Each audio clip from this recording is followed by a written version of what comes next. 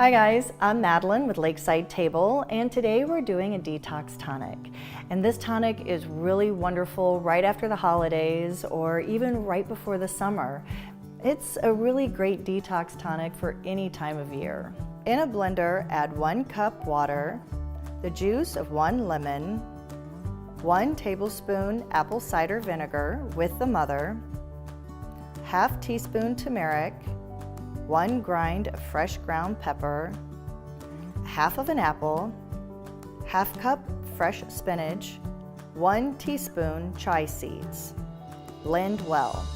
This is a very refreshing drink. Plus, it flushes the kidneys, it has great antioxidants, and it also has a lot of anti-inflammatory properties. And the thing that makes it anti-inflammatory is the turmeric with the ground pepper.